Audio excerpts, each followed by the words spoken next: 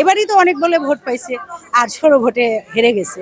তো 16টা ভোট কিন্তু অনেকই ভোট, কিন্তু সেই হিসাবে ও তো ভাবতেই পারে নাই যে দীপজল ভাইয়ের সাথে সে এতগুলো ভোট পাবে, 50টা ভোট পাবে এরকম আশা করছিল।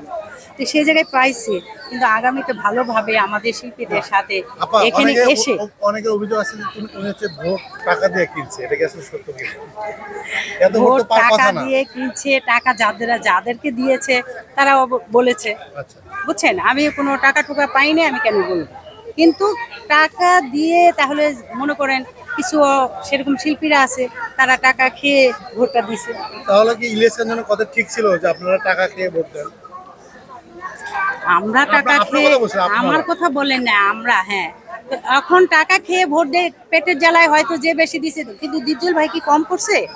একটা মাস দীপজল ভাই হলো আপনার হলো এখানে করলো, একটা মাস এই ইফতার করালো এই সমস্ত শিল্পীদেরকে। তারপরে সেই শিল্পীরা যদি দীপজল ভাইয়ের তো তাহলে সব ভোট পাওয়ার কথা ছিল, তাই না? তো সেই হিসাবে তারাও বেইমানি করছে হয়তো, তাই না?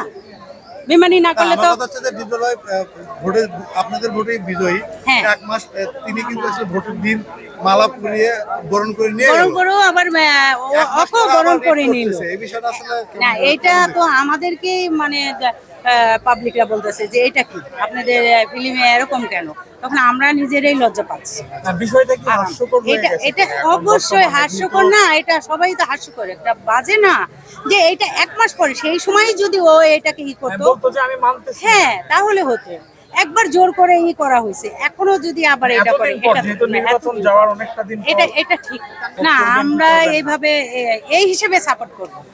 হ্যাঁ, নিপুণ এমনি ভালো, সবাইকে বলে যে ভালো, ঠিক আছে ভালো, কিন্তু সে 2টা বছর চুপ করে থাকতো, 2টা বছর পর আবার ভোট দিত। সে ভোট দিলে সে আগে ভালো, এর চেয়ে বেশি ভোট পাইতো।